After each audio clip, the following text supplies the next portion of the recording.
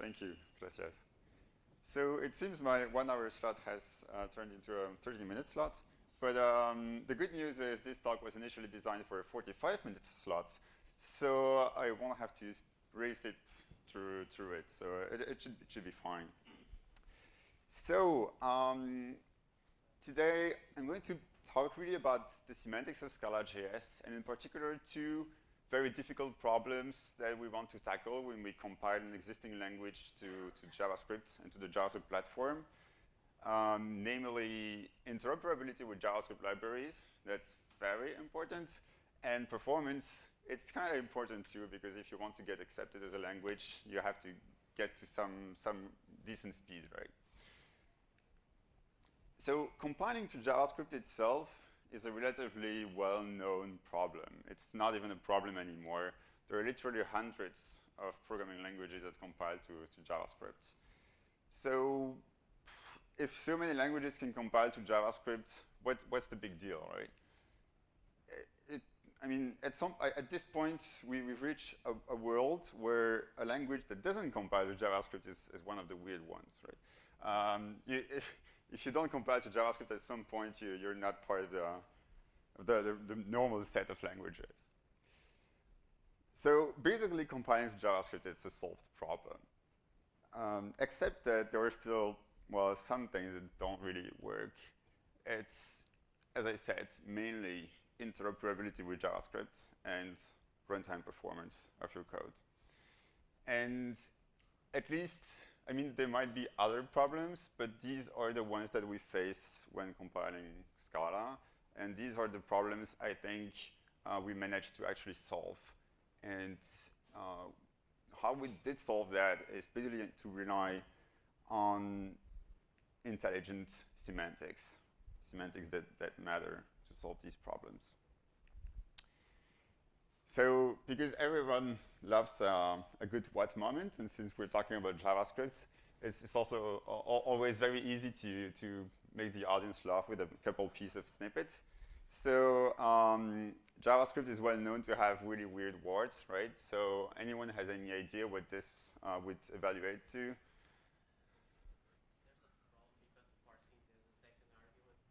Yeah.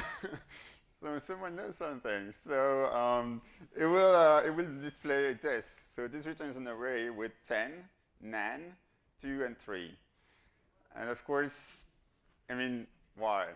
Okay. It turns out it's another bug, right? It's very well specified, and it's perfectly reasonable code. So if you expand the map, it turns out that map doesn't just give one argument, which is the element. It also gives a second argument, which is the index of the argument to the function. So it actually calls parseInt with 2 parameters every time. There's string 10 and 0, string 10 and 1. And parseInt, you may know, it dynamically overloads over its arguments, and it will interpret the second argument as a base in which to interpret the number, right?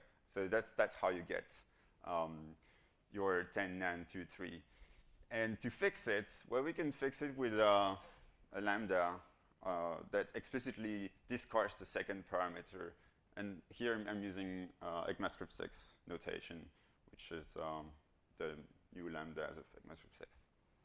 So it's easy to make fun of JavaScript, but we're also talking about Scala, right? So we can also make fun of Scala. This is one of the well-known puzzlers about Scala. So I'm creating an array of any's with 3 elements, and then I'm converted to a set, right? So what should that be? It should be a set with whatever I see in my array initially.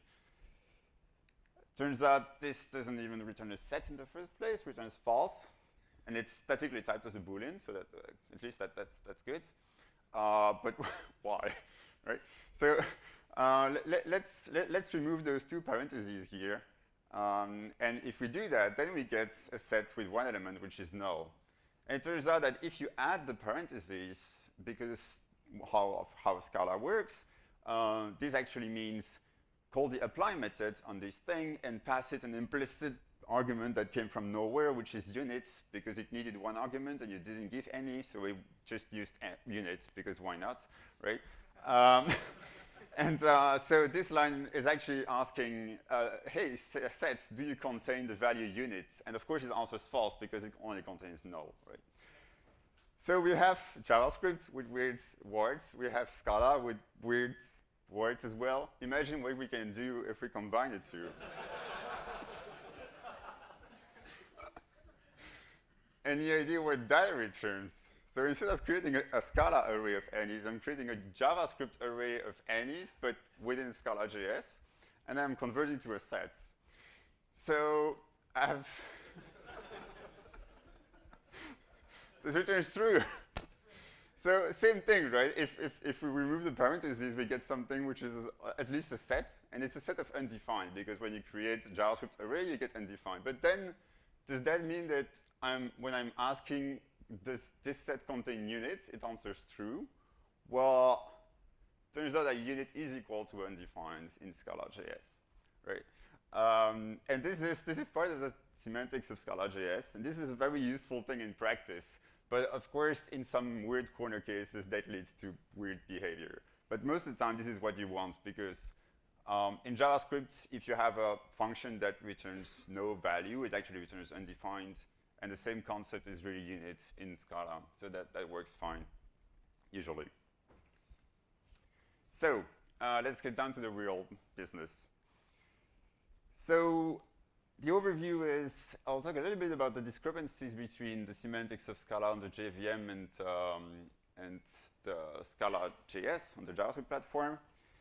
And also, especially around primitive types, because no ints, and about some undefined behavior. Then I will move to some specific features which are designed for interop with JavaScript, which in that sense, that part is a superset of Scala JVM. We add new semantics on top of it. And I'll speak a little bit about what the optimizations, what this enables in terms of optimizations and how we get to good performance. So primitive data types. You might know it, you might not know it, but believe me, JavaScript only has doubles. It doesn't have integers, floats, bytes. That doesn't exist. So how do you compile a Scala byte or Scala int to a double? How do you compile a long? That's even worse, because there are long values that don't fit in a double in the first place. What to do about char, which is a character, which is in JavaScript, I mean, you use a single element string. It's kind of, so you don't really have chars either. We're mostly talking about ints, because that's actually the data type that you use most in your programs.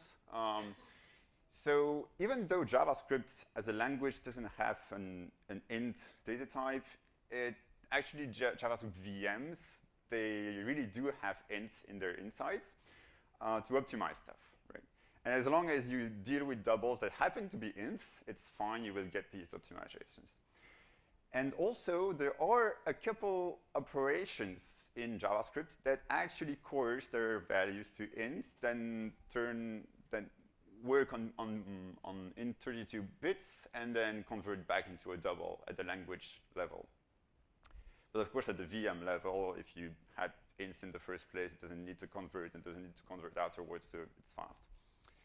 So we can encode accurate int32, signed int32 semantics as they are required by the Scala language using these nifty JavaScript tricks. Right? I won't go too much into detail, but that way you get exactly the same semantics as on the JVM for ints.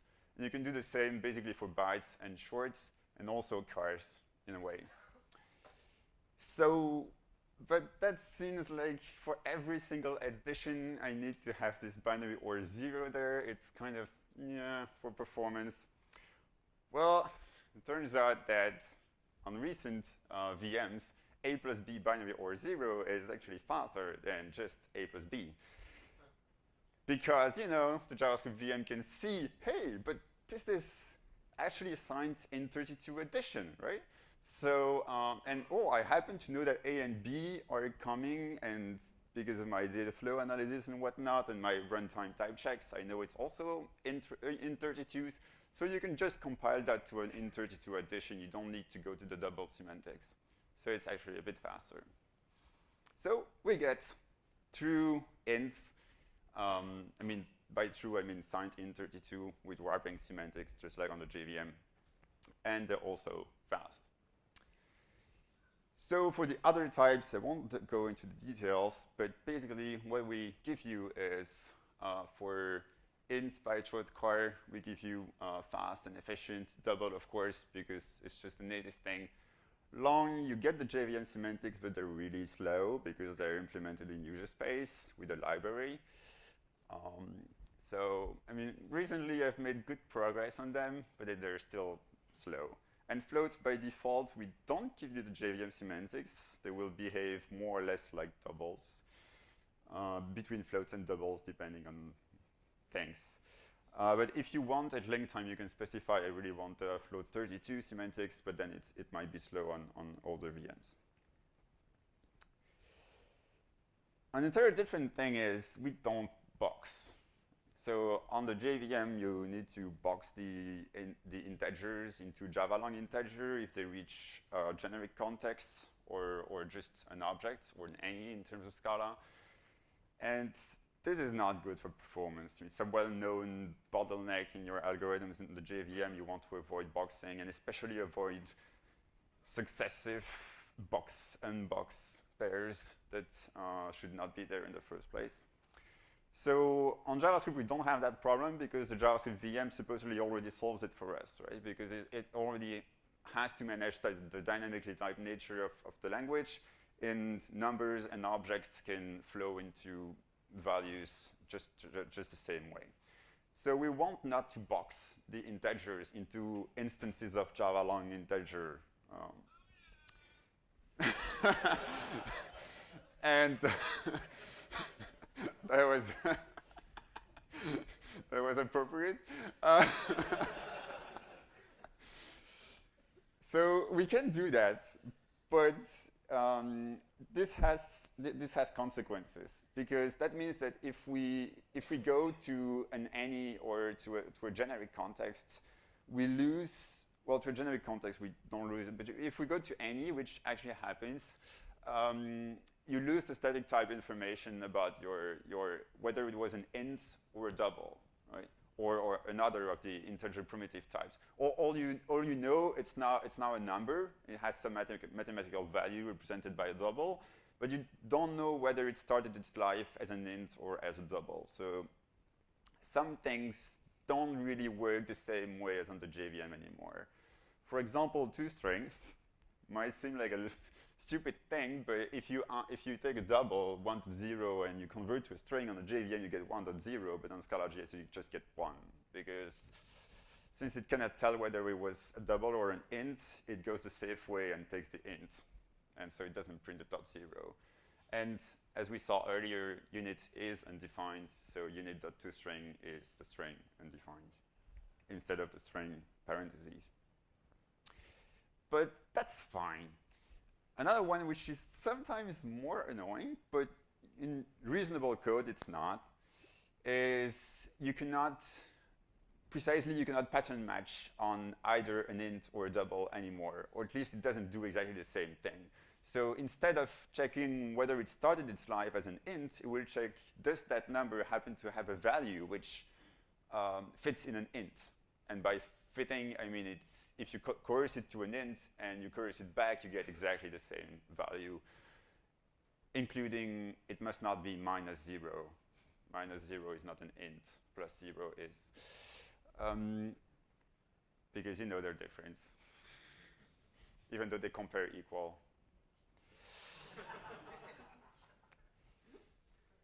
So basically, when you pattern match on the values. And well, arguably that's actually better semantics than what Scala JVM has, but they're different. So sometimes that's a trade-off. But we're willing to do that kind of stuff because we gain a lot in exchange in terms of interop and in terms of performance. So another aspect is undefined behaviors. So if it's probably not an audience with a lot of C developers, but in C it's well known there are things that are undefined. And by undefined behavior, I mean if you do it, compiler is basically allowed to do anything. It can blow the earth if it wants to. And it's good because it allows the optimizer of C code to do plenty of good stuff, but you know, it's not so good to write correct code. So the thing is, when you compile a language that was originally designed for the JVM to JavaScript, you have these things like class cast exceptions. And on the JVM, they're very well specified, right? It's very well specified that you get an exception of type class cast exception, which is thrown exactly at the point where you try to cast it. And after all the side effects that came before happened, and before all the side effects that come after happened. Not to mention memory barriers and stuff. But. So it's annoying for us because the JavaScript VM, of course, has no idea what a class cast exception is supposed to be, right? And the JVM will optimize very heavily the cast. It does a very, very good job at optimizing cast, the JVM. But JS, of course, doesn't even have any idea what a cast is in the first place. So that means we have to code it. We have to introduce user code that does these things if we want them. And that's actually a very big problem in practice, in performance, because we measured that in some benchmarks, some V8 benchmarks, we had up to a full 100% overhead just because of the cast checks. So that means the program was twice as slow with the casts overall. So that's not good. So what we say is, if you cast and it's invalid, that's undefined behavior, right? That's good because we don't have to check anymore, right? But so that means we're fast, right? Except that now it's just like in C, right? Anything can happen. The optimizer could do stuff now because it's valid, right? So yeah, it's good for performance, but not very good at all for debuggability and to help write correct code. So what we do, and this has somehow become something of a thing when you compile to JavaScript, is you have a dev mode in which you have plenty of checks and nice exceptions and stuff, and then you have a production mode where you remove all of that because now your program is correct, right? So in Scala.js itself, we call these fast OPT and full OPT, but that's an internal thing. So in dev modes, we have fatal behavior. So this is something that is not so much of a thing, but I think it's very, very important. We don't throw a class cast exception. We throw an undefined behavior error. And that thing is not supposed to be caught. And for example, it won't be caught by the typical Scala catch-all statement, which is case non-fatal, which actually doesn't catch all. It just catch everything that is non-fatal. And that means in Scala.js, if you hit something that isn't defined behavior, you don't actually catch it by some try-catch that was left there. You actually get the error like right now, and you can actually debug it with a good stack trace. So we get instant debuggability. And then in production mode, we just say that's unchecked. It can behave arbitrarily, and the optimizer can do stuff. And if you really, really want portability and you really, really want the class cast exceptions just as they are defined, you can ask for them, but then your program will be slow.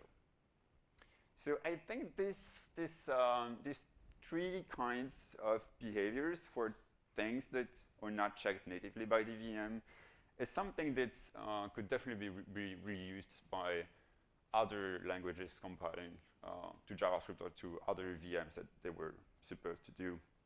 I think this is a very useful decision in practice. People really like it when they write Scala.js code. I think I will skip that in the interest of time. given the constraints. So, enter a different thing, JavaScript interop.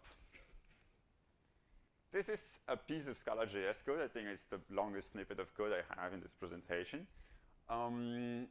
If you're familiar with Scala, you should read that pretty easily. If you're familiar with JavaScript, you should be able to read this pretty easily as well, except that there are some types there. But and if you know both, it's actually a bit hard to know what is what. So am I in Scala code now, or am I manipulating Scala values or JavaScript values? I don't really know, and that's the beauty of it, right? You don't know, and you don't have to know because they're just the same. We blend, Scala.js really blends in with JavaScript libraries. So for the records, basically all the data types that you see here are JavaScript types. So this thing is a pre-HTML element tag. This is an XML HTTP request, which allows you to do AJAX calls. This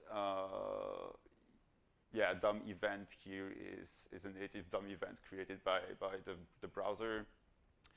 And yeah, so you get JavaScript values and you manipulate them transparently, right?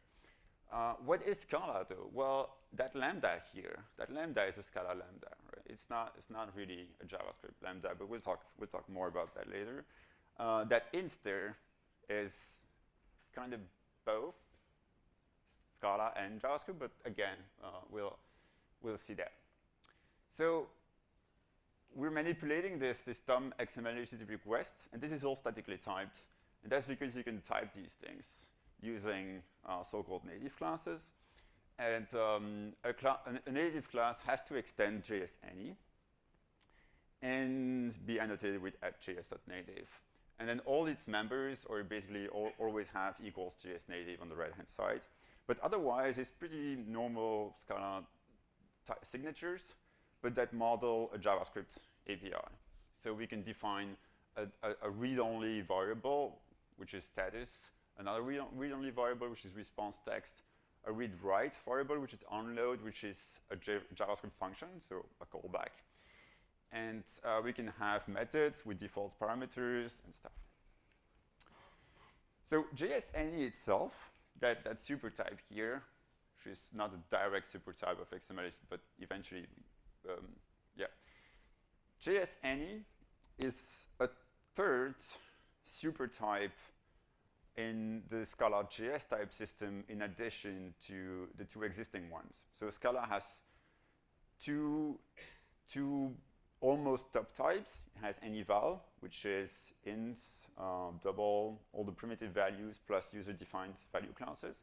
It has anyref, which is all the reference types. And Scala.js has a third one, which is JS_any. And JS_any means this has JavaScript semantics. So it's like, it's a completely new world of semantics. So they live in the same type system. They're both three almost top types, just below the any, which is the top type, which contains anything. So they live in the same type system, but they have different runtime semantics. Kind of weird at first, but it turns out to be very, very nice. So for examples of runtime semantics that are fundamentally different is overload resolution is done at runtime instead of compile time. Another thing is for the same type system, that means that for these native JavaScript classes, you can actually, so you get nominal subtyping instead of no typing. You get generics with covariance, contravariance. You get the path-dependent types of Scala. You get basically all the type system features of Scala for your JavaScript classes. So you can do something like this. You can write, so JS object over there is a subclass of JS_any. So that class lives in the JS_any hierarchy and therefore has JavaScript semantics. And I can write this method show status, which takes an XML HTTP request and prints the status and the response text. which is a very bad name for that function. And I can instantiate my sum status here with 200. I will infer that that parameter here is an int, right? So I have a status of int here, a sum status of int.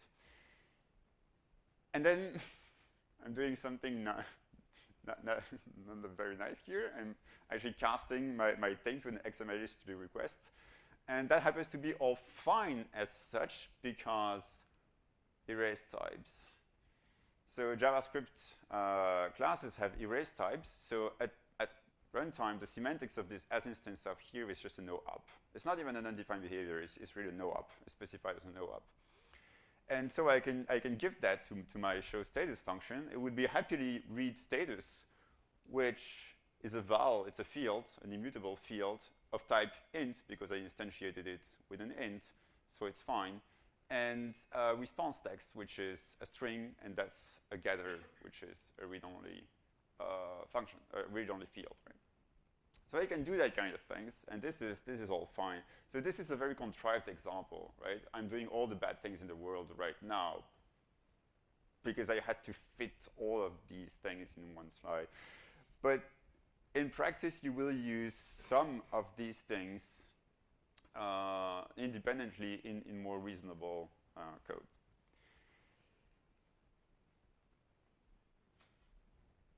So in general, this is what it looks like. So this is kind of an excerpt of the specification of Scala.js, which mostly exists in those slides and in my head, and in some documentation.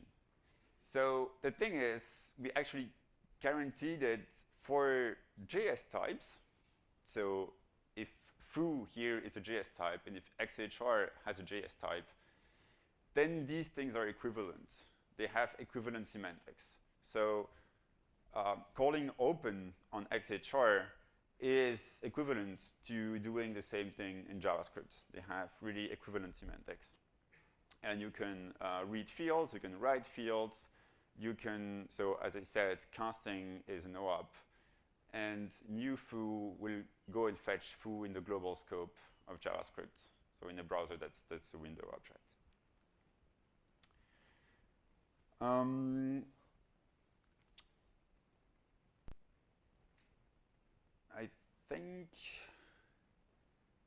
I think this is less important right now, so maybe I'll go a little bit faster on that one. So about primitive types. So here we're passing these strings, which are Java long strings, right, to that JavaScript method implementing in JavaScript. It has no idea what a Java long string is, right? But actually it's fine because the spec also says that there is a type equivalence for the primitive types. So in particular, a string, Java long string, is the same type as in JavaScript string or null. Because Java long strings reference type, so it can contain null. But if it's not null, it's a primitive JavaScript string. And other useful type equivalents, we already more or less talked about them, right? Double is exactly a number. All the other numeric types, except longs, they're also numbers, but if they fit in the specific range. Boolean is Boolean, unit is undefined, and null is null. However, basically everything else is not equivalent. So a Scala Lambda is not a JS function. It is not the same thing. If you give a Scala Lambda to JavaScript, it doesn't know what to do with it. Scala arrays are not JS arrays, and other stuff are basically different. But still, we want to be able to give lambdas, right? We want to be able to give a lambda here to this thing. So for that, now we can introduce implicit conversions. So the language contains an implicit conversion from a Scala lambda to a JavaScript lambda with the same type parameters. The implementation of that method cannot be written in the language. It has to be implemented by the compiler. And the semantics of that method is I'm giving you back a function g, a JavaScript function g, such that the following equivalence holds, again, in terms of semantics. So if in JavaScript you call g, this has the same semantics as calling the apply method of f with the same parameter. And actually that means it's also the same thing as this, because in Scala, if you write this, this is syntactic trigger for calling the apply methods. So you basically get same syntax, same semantics. Let's skip over that part. So one other thing which is kind of important is we wrote those facade types, right? Those native classes to talk to JavaScript, and we said there is this method, and it returns an int, but what if it doesn't, right? Because I don't really know, right? So I'm calling a JavaScript method, and my static type facade says this returns an int, but or in that case a boolean, but it returns a string, in fact. So when I receive that string back in my Scala code, what do I do, right? And the thing is, if you let it flow through, then suddenly that means that something that is statically type checked as an int is not an int anymore, and that is very bad, of course. It's very bad both for the JavaScript VM, because suddenly your value is polymorphic and it has all sorts of de-optimization happening and so and whatnot. But most importantly, it's very bad for our semantics, because that means we don't have sound semantics anymore, and that means our optimizer just basically cannot do anything. Right? So we want sound semantics for Scala types. So every time we come back from JavaScript, we're going to check things. And checking means as instance of. And as instance of means if it's not the right thing, that's undefined behavior. So you get a check in development mode, but you get the fast thing in production mode. Exports is the other way around, the way that you allow JavaScript to call you. Because by default, a Scala class, it has methods and fields and a lot of things, but JavaScript doesn't see that at all. It's trying to access anything out of that is undefined behavior again. It's not visible. JavaScript doesn't know your Scala code. And that's very important to be able to optimize that Scala code, right? But at some point you want to expose some of it to JavaScript. And this is what exports are for. Okay, that was my slide. So basically it works with annotations, and you can annotate pretty much everything you want to be reachable via JavaScript. And again, it gives you guarantees in terms of semantics, that if you export this apps method here, that means that if in JavaScript you have these semantics, then they're equivalent to calling apps with in the Scala.js semantics. And again, same thing for exporting classes. They're exporting under their fully qualified name and exporting top-level objects. So you can also provide the JavaScript API to your JavaScript code. And we use that to export toString, for example, in Java long objects. So that toString maps to toString, and then that means string concatenation maps to string concatenation, and it's all nice. Last little bit, and it's about time because I'm already 5 minutes past. Optimizations. So all these semantics, they actually provide us with an environment in which we can actually reason soundly about our Scala code. I mean, by we, I mean the optimizer. So at link time, when we take the entire Scala.js program with all its dependencies, and we finally want to emit one JavaScript file to contain all the Scala.js code, we know everything. Additionally, there is no runtime reflection in Scala.js. So that means that for Scala types, we actually get we get a complete closed world, because Scala things cannot be accessed from JavaScript unless they're exported. So we know the exports, But other than that, basically it's a giant bubble in which the optimizer is free to do anything. And because we don't trust the things that we receive from JavaScript, and because we have undefined behavior errors that are thrown in production mode and stuff, we actually have a sound type system on which the optimizer can optimize stuff. And the closed world assumption, where we know everything about the program, is really a heaven for optimizers. You have no idea.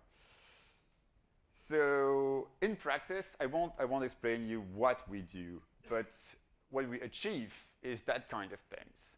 I'm calling this fold left method with a tuple, which is like an instance of a class, right?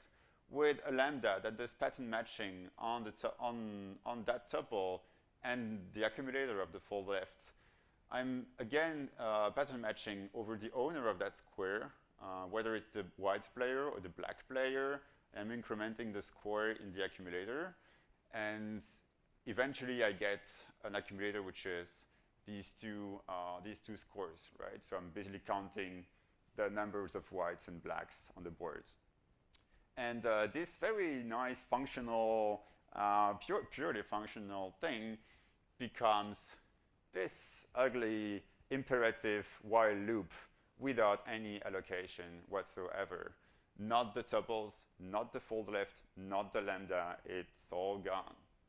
And that's because we can do these things with all the semantics that we gave to our language. The optimizer has the ability to do those things.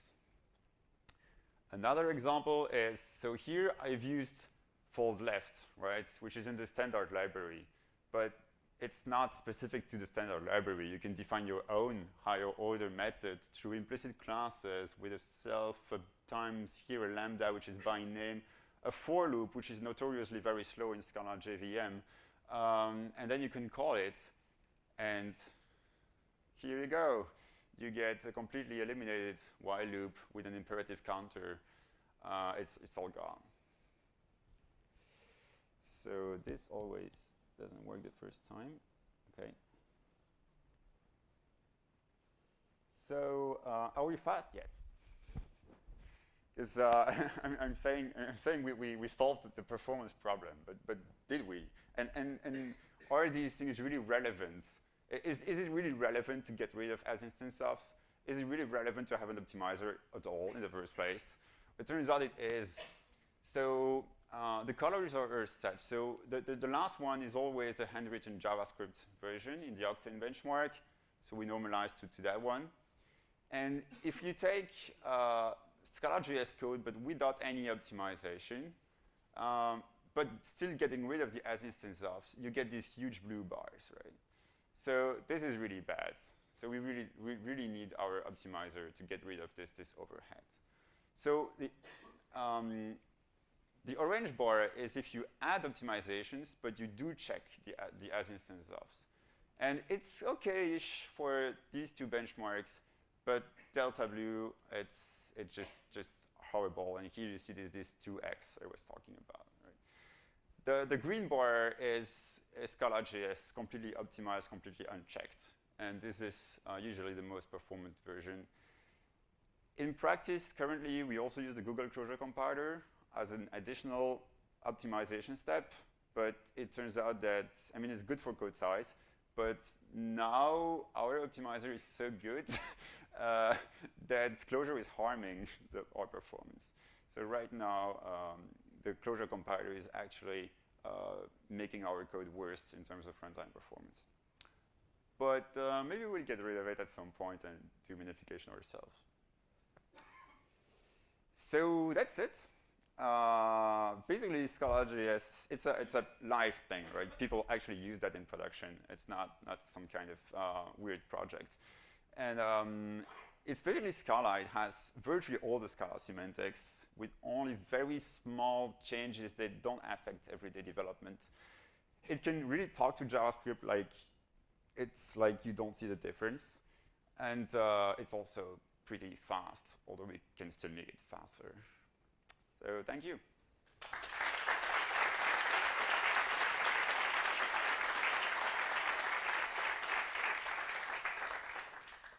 So for your information, we're 10 minutes into the coffee break, but I'm still happy to take questions if you want.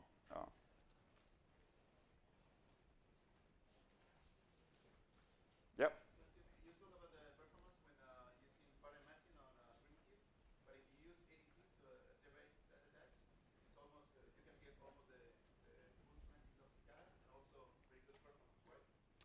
So if you pattern match on, so here I was actually pattern matching on tuples, right?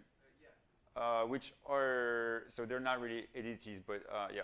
So for actual ADTs where there are several possibilities, we currently that's one of our pain points because we have to do the is-instance of checks, which are virtually as expensive as the as-instance of. But I have various schemes in mind to optimize those pretty aggressively, but they're not implemented yet. So currently, pattern matching on ADT, I mean, it works. It's not the fastest thing in the world. Are you using a JavaScript reflection or are you adding a tag? We're basically adding a tag, but the way we check for that tag is currently way too inefficient, like uselessly inefficient. Yeah. Great, seems people are eager to get their coffee, so let's go then.